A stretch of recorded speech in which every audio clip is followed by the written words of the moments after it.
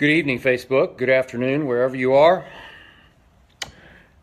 I'm Skip Bayless. That was LeBron James. That was pretty impressive. I'm about to unleash on the monster LeBron game, in part because we do not have an Undisputed tomorrow on Fox Sports 1. We're preempted for, not sure what it is, NASCAR? Anyway, I'm about to talk LeBron. I'll also talk a little bit after the upcoming game between the Celtics and my Philadelphia 76ers. So I'll jump back on Facebook Live after that game, but I'll talk for just a few minutes right now on what we just witnessed in Toronto, what's left of Toronto in Game 2. But a quick cameo from the daughter, quote unquote, of my wife Ernestine and I. She's standing here holding our daughter in her San Antonio Spurs, what do you call it, T-shirt. Those were the days. Oh, well, I miss those Spurs. But our daughter is a year-and-a-half-old Maltese named Hazel. She's the star of this show. She runs this household. Here she is. Oh, she's getting heavy. Hi, Hazel. Thank you. She's got to clean my nose before we do Facebook. Hi, Hazel. Say hi. Say hi to Facebook. She's a happy girl today. We played chase. We fought a little bit. We wrestled. There she is. Way to go, Hazel. Thank you. Thank you, Ernestine. Back to the drawing board. Back to LeBron James. Close this door. Now we talk. I hate to say I told you so, but I told you so. The Raptors are just the same old sorry Raptors. They have two near stars in DeMar DeRozan and Kyle Lowry. And they have a guy who used to be pretty good in Serge Ibaka, especially when he was in Oklahoma City shooting the heart out of my Spurs one playoff game. But he's just not really there when you need him anymore. And they got a lot of nice younger players. Anunoby does a pretty good job on LeBron in stretches. Forced him into a couple of air balls tonight. And you know the rest of the story. But my story is that I said LeBron and company will sweep the Raptors. And they are going to sweep the Raptors. They are going to make, as usual, short work of the Raptors. Because they're just built for the regular season. They remind me of Peyton Manning's teams in Indianapolis. Peyton Manning, greatest regular season quarterback ever. I can't even put the Raptors even in that same conversation, but it's they had the best record in the East, the number one seed, and it just doesn't matter. Sweep. This will be, let's see, that's 10 of the last 12 playoff games LeBron has won from that team. I always say, he's the Lone Ranger. They're the Tonto Raptors. They just are. I didn't respect them all year. We barely talked about them on Undisputed because I got no use for them. They're nice. I'm sure they're nice guys. They take one look at the sight of the Beast of the East stepping onto their floor and they shrink. They go, as my partner on Undisputed, LaShannon Sharp calls them, the baby dinosaurs. They go like raptor-armed, little short dinosaur. Their arms shrink into their bodies at the mere sight of 23 in wine and gold. They cower, they genuflect. They just shrink up. They got no shot. They had every shot in game one. They had 1,000 shots to win, and they just don't believe they can beat that guy in their building. And tonight, because they shot themselves in the foot in game one, they were just mentally shot tonight. I said it was going to be a close game just because I had enough respect for their crowd, which is one of the loudest crowds in the NBA. And I thought maybe their crowd can keep them hanging in this game. And they played a quarter, and then that was the end of that story, as you well know. And LeBron started slowly on offense, mostly distributing, playing point guard. And you know the rest of the story. They're just they're just not very good.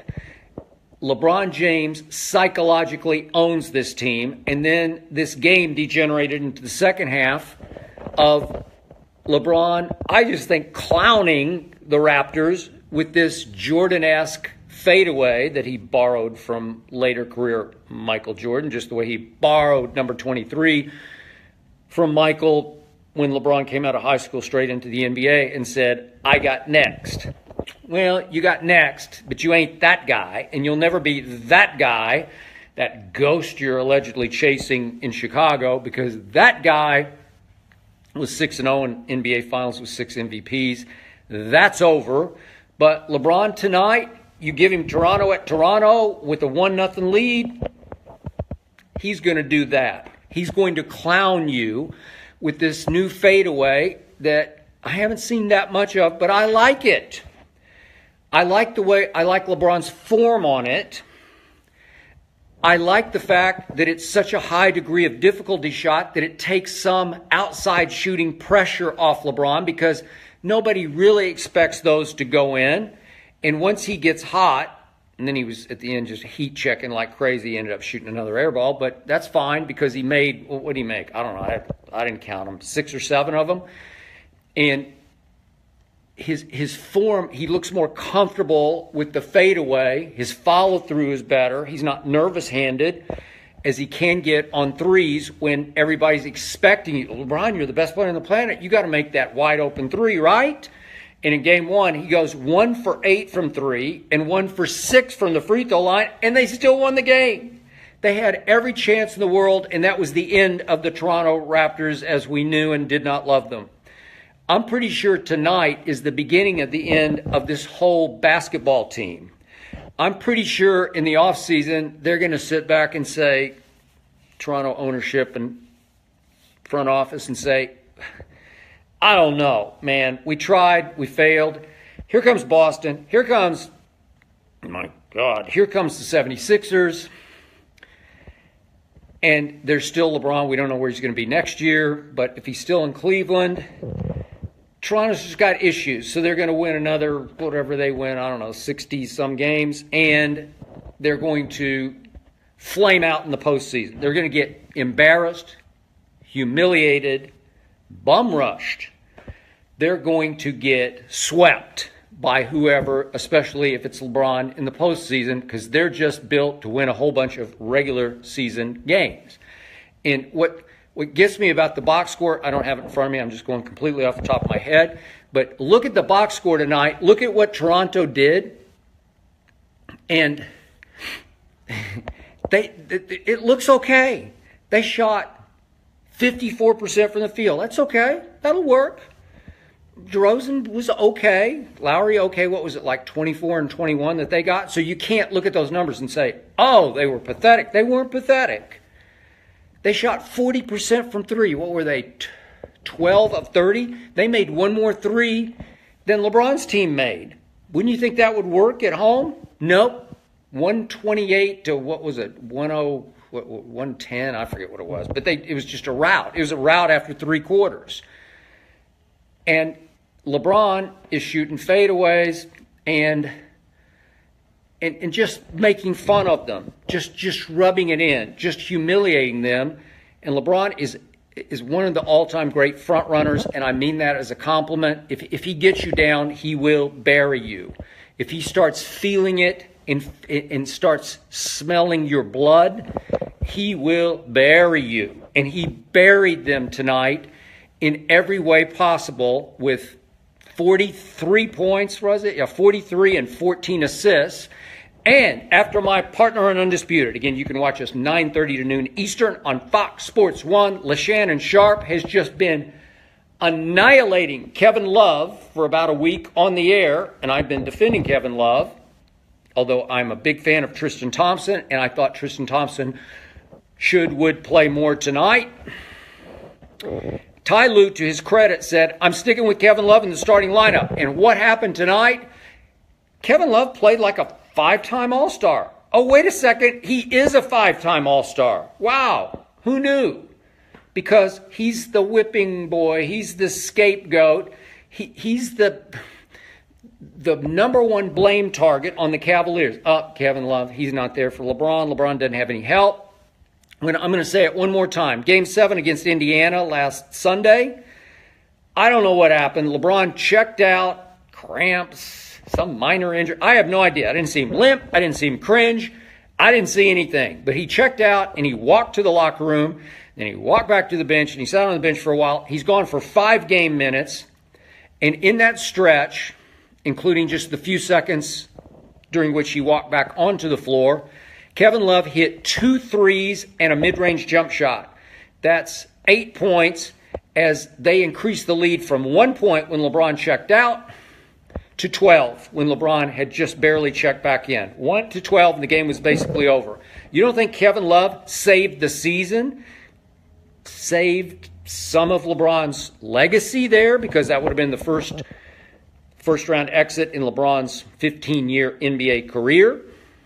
12 times in the playoffs. That'd be 12 first-round series in a row he had won, or now has won, and he would have lost one if not for Kevin Love, the other all-star on the team.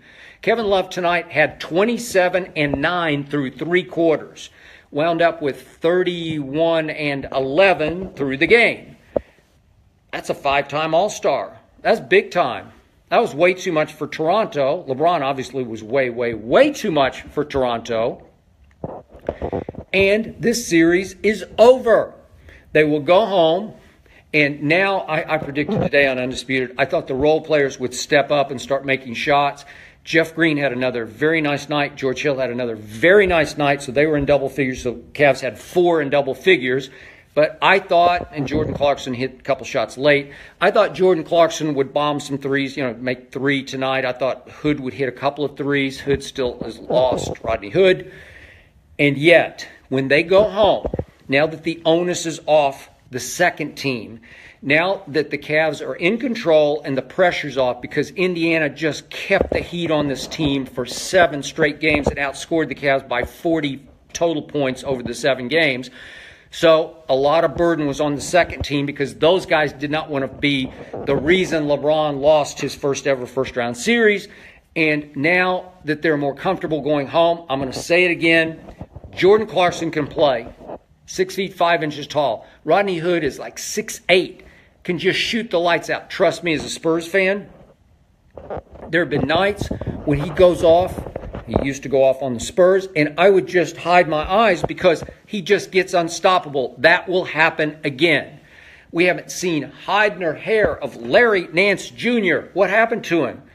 An explosive athlete, high motor. Well, right now, Tristan's playing and didn't get to play all that much tonight because he wasn't needed because he's been there and done all this. He's higher motor, higher energy than even Larry Nance Jr. Maybe not as athletic as Larry, maybe not quite as talented as Larry, but he is a veteran finals performer, and he will perform. My point is, this is a really good basketball team, and it is showing up Toronto right now and exposing them for what they were, which is just fraudulent. I'm not being a hypocrite. This is not 2020 hindsight. This is, I told you before, I tweeted it right after Game 7 against the Pacers. Cavs will sweep Raptors. And I just don't read my responses. Forgive me. I just think what I think and I believe what I believe. And I just don't need to hear what a million people out there think. But I appreciate you. And I love you all, and I want you to respond as much as you want to respond because I have strong, from the gut, from the heart opinions, and yet they're my opinions. I spoke at my school, Vanderbilt, a couple of weeks ago, and kids were asking me, a big group of kids, asking me about why don't I follow anybody on Twitter? Well, I don't because I want my opinions to be strictly mine. I don't need you to shape and form my opinions or define my opinions or define me. I've always trusted myself. I watch games in this room I'm in right now by myself. I don't go out to sit with people. I don't want to hear what everybody's saying or thinking. back in my days at ESPN, especially on NFL Sundays. They got a big war room. All the analysts gather. A lot of the reporters gather. A lot of producers gather. And they watch the games together. And it would always horrify me, the thought of that, because I don't want to be sitting in a group of people where people are shouting, "Terrible goal!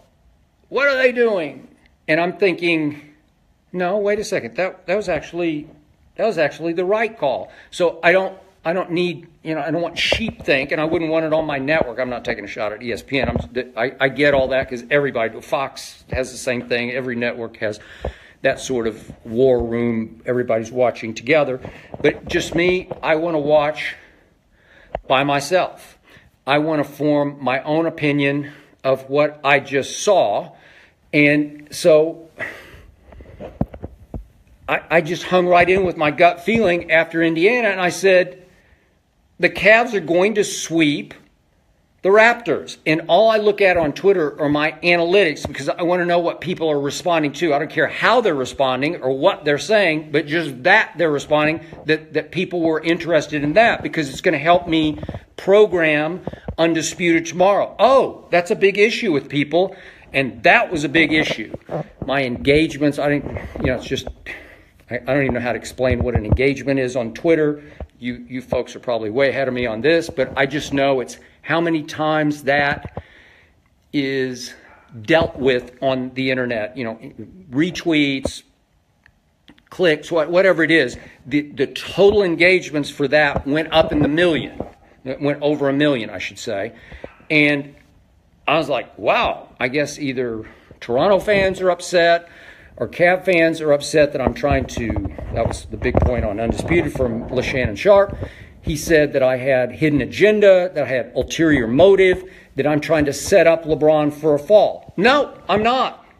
I thought the Pacers would push him to the brink, and I said so before that series started, because the Pacers had won 3 of the 4 regular season games and then went right out and won, as you remember, game 1, and now we're off to the races. Now we got a battle on our hands.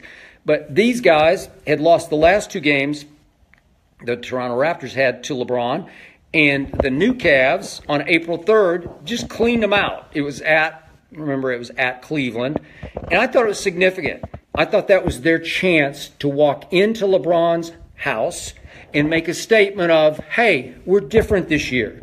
We have a bench this year. We got Fred VanVleet closing for us this year. We got Siakam coming off the bench, a big athlete. We got Anunoby, a big, fearless athlete who can defend LeBron. I wanted to see all that in action on April 3rd, and I saw pretty much what we just saw tonight. So I'm like, I'm out.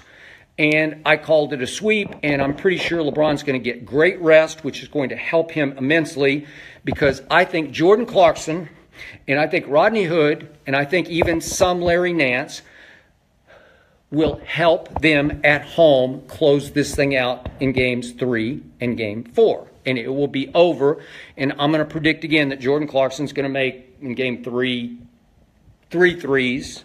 He made, I forget what he made tonight. He made 1, made a couple of jump shots. I'll predict Rodney Hood will make 2 threes in game 3, and that they'll get more pop from the role players, who the old NBA cliche is the role players always play better at home during the playoffs. So now they're going home with a 2-0 lead. Toronto's shot right in the heart. They're reeling. They know their franchise is reeling. A lot of these players know it could be very different. They might clean some house going forward into next year. And LeBron's going to get rest. So that brings me to my big picture point. And I'm getting ready, as you probably already are, if not already. I'm getting ready to watch a crucial game 2 for the team I picked to win the East, the Philadelphia 76ers. They have arrived a year ahead of schedule. I keep comparing them to the 1992 Dallas Cowboys. I'm a Cowboy fan. So is LeBron. That's the one thing we have in common. But the 1992 Cowboys, Troy, Emmett, Michael, everybody thought they were a team on the verge, but that they weren't there yet, and that it would take another year before they would arrive. and they broke through. Now, they added Charles Haley just before the season started, and that became the catalyst for the defense because they had a pass rusher they really did not have that put them over the top.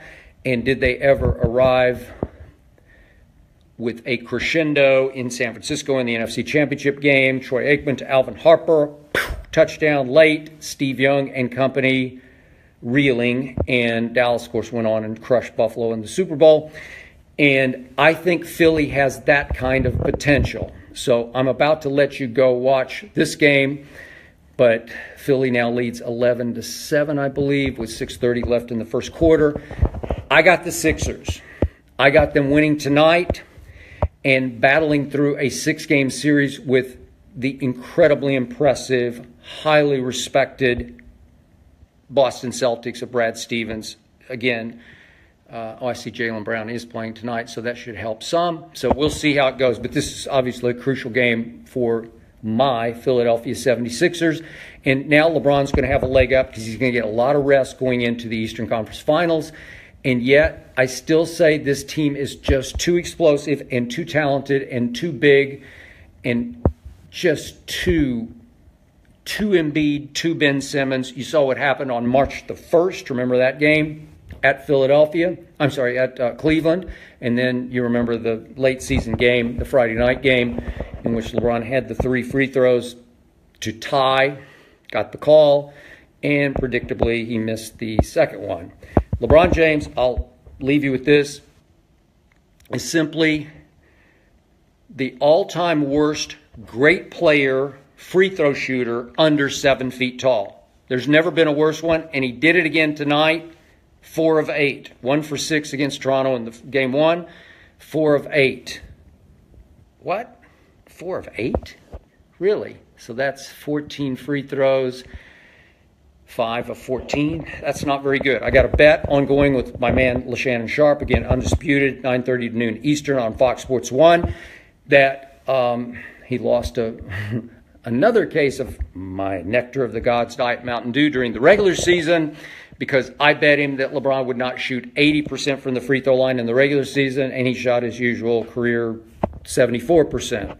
He's just mediocre at best, which is so bad for a great player to leave that many points on the table. And then he got off to the incredible hot start, made 22 in a row at one point against Indiana in the first round, and now he's sinking. He was back to 77% ahead of this game, so that'll knock him down because he just made 50. I don't know what he is. He's probably like back to 74%, maybe 70%. For the postseason, and I'm pretty sure that my man LeShannon Sharp is going to lose yet another case of Diet Mountain Dew that he bet me that LeBron would shoot 80% for the postseason. But we will see what we see.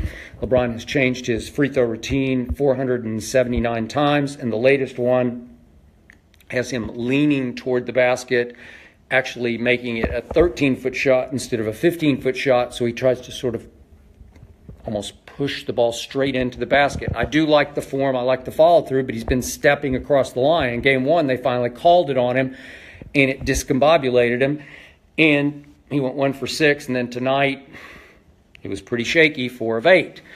But he also got the fadeaway going. He's still the best passer in basketball. Bar none. Sorry, it's LeBron James. He is still the greatest driver of the basketball, the most unstoppable driver of the basketball I have ever seen, including Michael Jordan or Kobe Bryant, whoever.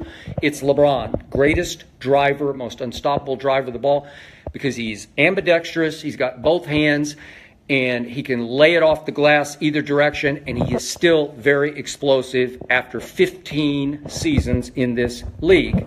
Still very explosive. He's still got that last step where he just blows by whoever's trying to guard him. They tried Anunoby, Siakam, at the end, DeMar DeRozan, and he just blows past you, and then he's 6'9", and he can rise up and just lay it off the glass. That is virtually unstoppable. And Indiana just let him shoot a layup drill against them because they were just saying, okay, stay with the shooters. Don't let him kick it out for open threes. Let him score 50. And they hung in. They went right to the bitter end, and they had them. Indiana had them dead to rights 4 or 5 different times. And they're another team that's much better than Toronto, but the Pacers in the end thought they could hang with the king, but they did not believe they could dethrone the king. This team is a joke. These Raptors, they don't even think they can compete with the king. This thing was over before it started. Way to go, LeBron. Monster game. Not all that impressive to me because of the competition. LeBron psychologically owns those Raptors.